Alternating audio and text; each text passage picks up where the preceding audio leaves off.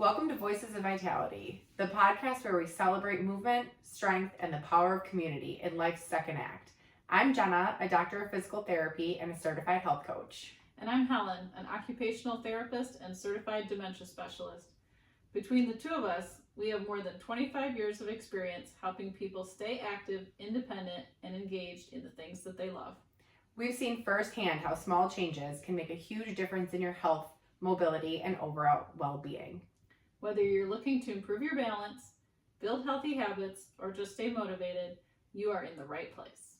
Join us as we dive into the challenges, triumphs, and everyday victories that keep us all moving forward. This is Voices of Vitality, where small steps lead to big changes.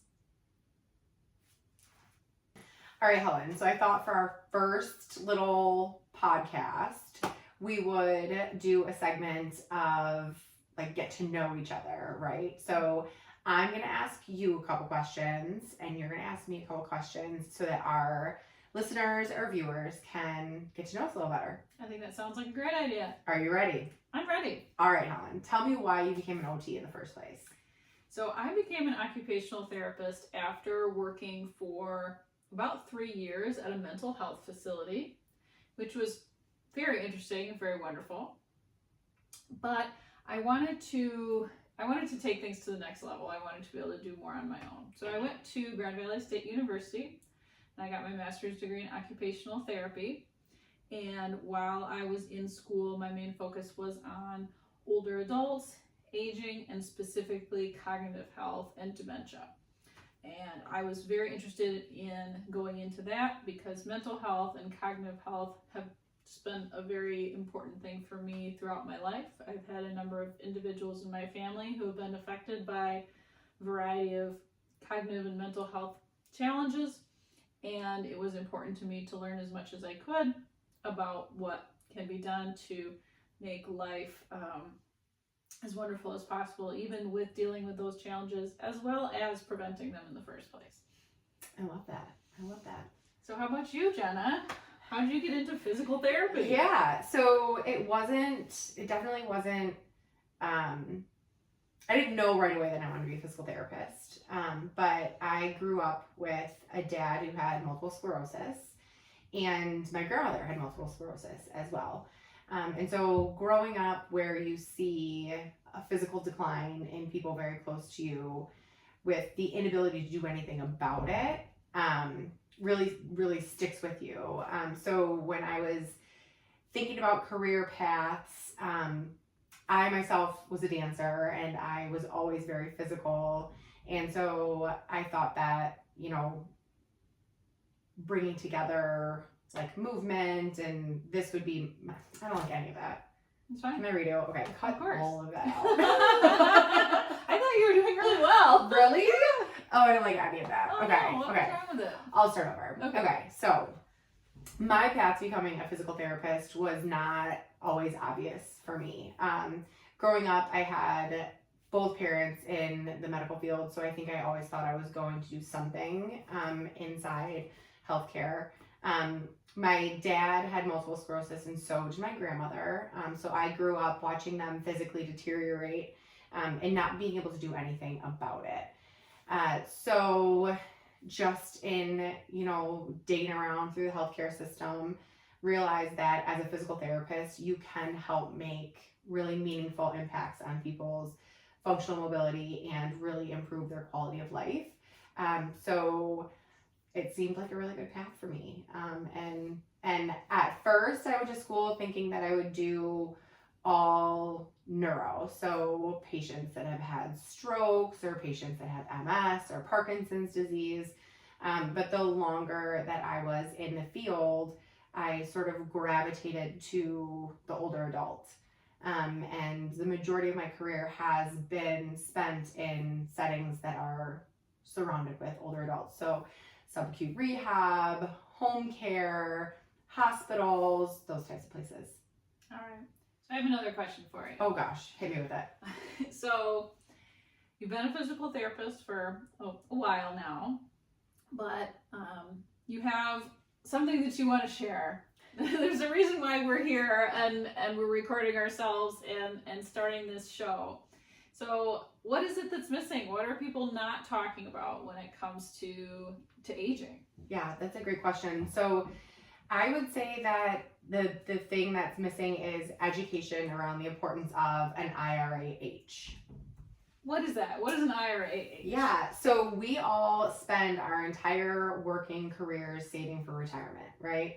We put money aside every paycheck to build up a 401k or an IRA or whatever, right? So we do those things so that when we retire, we have the finances to be able to live the life that we've dreamt of in retirement. But what most people don't take into consideration is that in order to take that dream vacation, you have to have what we call in the physical therapy world, functional reserve.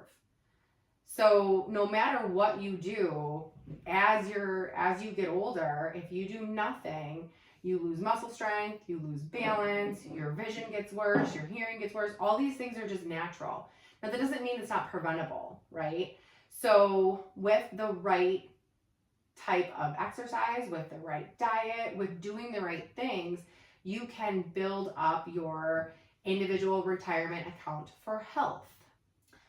I see. So that IRAH is an individual retirement account for health.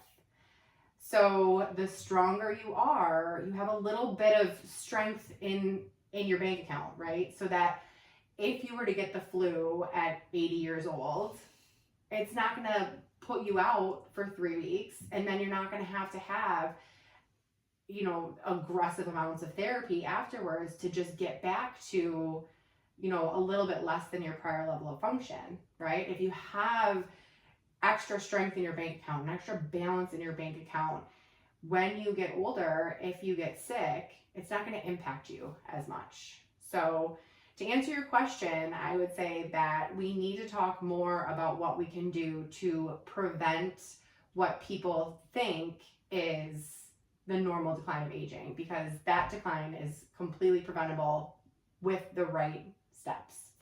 Sounds like we're going to have a whole episode about that. Oh, for sure. Absolutely. Absolutely. So how about you? What do you feel like is missing? Well, I completely agree with you on the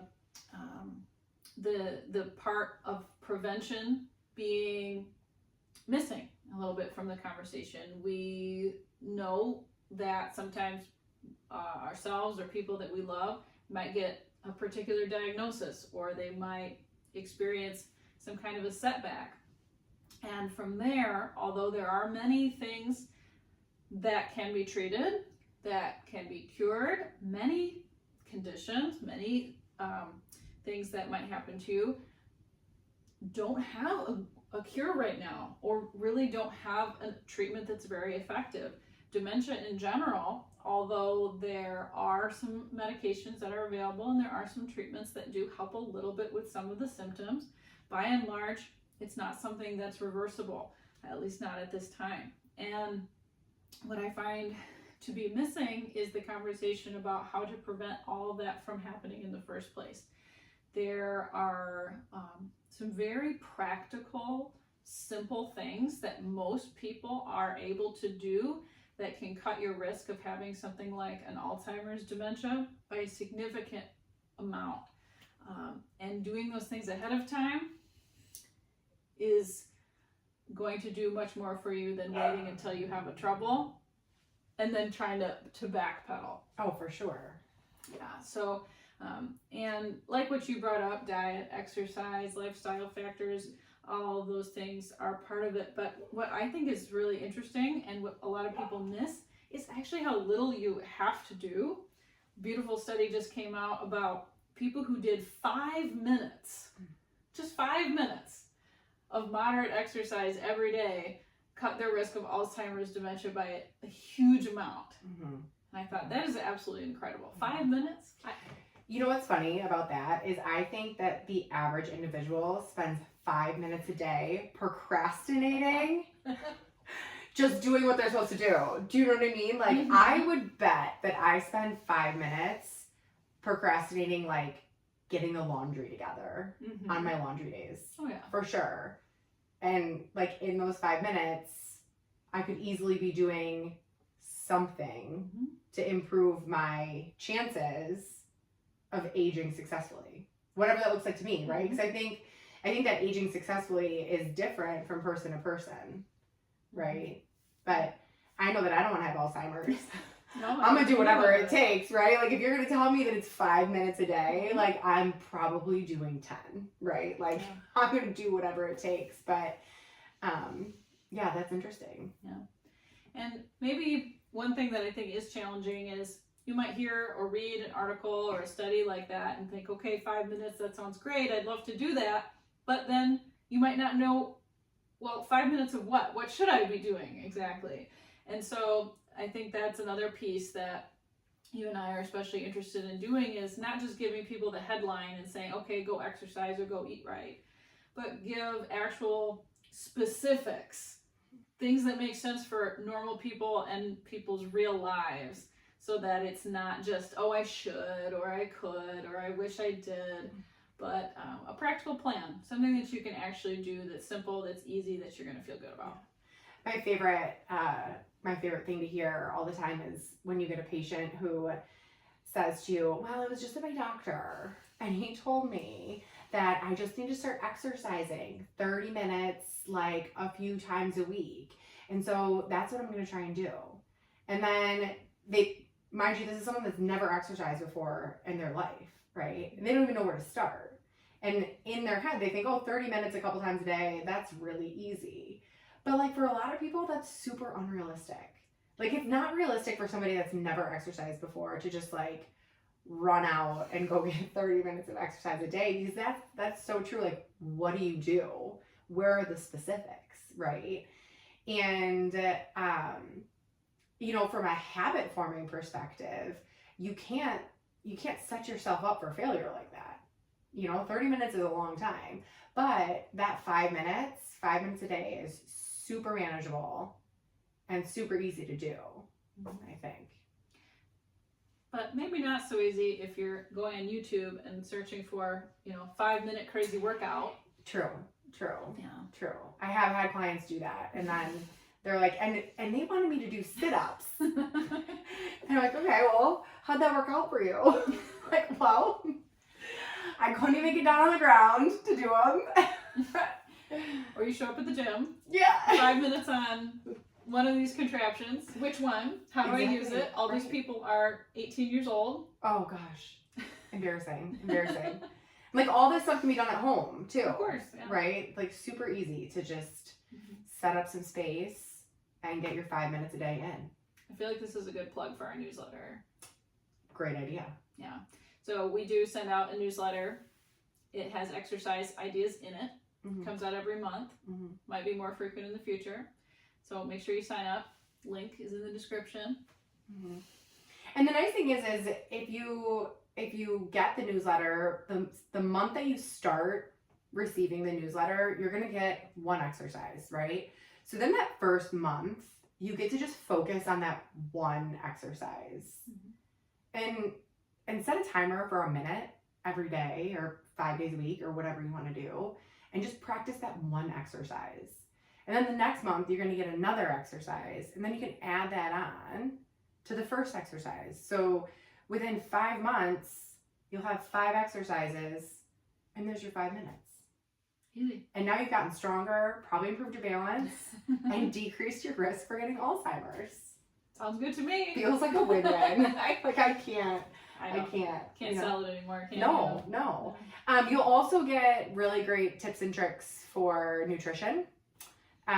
We generally put out in each newsletter an eat this and not that. So I think a lot of people get really confused when it comes to nutrition because they think that something is healthy when maybe it's not, right? I think bread is a big one that I hear a lot. People think like, oh, if I'm eating multi-grain bread or whole grain bread, it must be good for me. And that's not always the case, right? Especially as we get older, because our gut doesn't metabolize gluten as easily as we get older. So any type of bread with gluten in it is going to be much more challenging for any aging adult to break down. And it could cause bloating, it could cause gas, stomach cramps, all kinds of nasty things. So that part of our newsletter is really great for people because it just kind of gives you an idea of like something that you may think is healthy, but really isn't. And then an option of what you can do that is more healthy, like a little swap. So you're telling me that base of that food pyramid. Oh, it's trash. It's trash. It is trash. We need to really rethink this food pyramid thing. I think that should be a whole, like an episode in and of itself. Well, we're gonna make a new food. Right, 100%. We're gonna put protein at the bottom. Yeah. Right. Absolutely. Protein at the bottom. Until you've consumed your 30 grams of protein at your meal, you can't go up that. Okay, that's another episode. Yeah, another episode. We'll do another a protein episode. Total tangent. Okay. All right. Well, I think we've introduced ourselves. We've given people a little taste of what it is that they can expect from us in the future. I think maybe what would be nice to do is finish just by talking a little bit about what really gets you fired up, because I could already tell that you were starting to get fired up. So let's just end that. Let's go for it. Yeah. What's one thing that if you could just get up on the rooftops and preach it? Yeah. Let's hear it. I think that I would preach to people that you can exercise all day long. But if you're not doing the right type and the right intensity of exercise, as well as supporting that exercise with the proper nutrition, you're just going to be spinning your wheels. You're not going to make any impact. And you're just going to be frustrated with the lack of progress. And then most people quit there. So it's not as simple as many people make it. It's not as simple as diet and exercise. There's a lot of little nuances, but if you do it right, it works. Love that. How about you? Oh man, you know what? If there's something I could shout to the rooftops, it's just because something happens to a lot of people does not mean that it has to happen to you. You have so much ability to impact your future and the future of everybody around you. And just, we sometimes get accustomed to what we see happen around us. We see what happens to our friends, what happens to our family, and it just becomes the story that we're expecting for ourselves. But you can really, truly make an impact, write your own story about what your future is going to look like. It very, very little is inevitable. So taking the time to think about that and make a plan and put some intention behind the reasons why you're doing the things that you are doing and really reflecting on that can change your life. You can have a future that you wouldn't have expected of yourself, and it's available to you. I think that's beautiful. Did you ever hear the quote that genetics load the gun, but you pull the trigger? Oh, I love that. No, I haven't. Yeah. Well, because I think so often, just like you were saying, so many people sit in the like, well, I have a family history of high blood pressure, so I'm just gonna have high blood pressure, or my dad had diabetes, so it was inevitable. Like, of course I was gonna have to give myself insulin multiple times a day. Like, that's not that's definitely not the truth. I think what you said is beautiful. Like, you have the power to determine what your future holds. Absolutely. For sure. All right. Well, I think the future is going to be bright. On that note. Yes, so on that note, cheers. Cheers. We will cheers with water because we are very much interested in hydration. All right. So cheers. Enjoy some water. And we will see you next time. All right.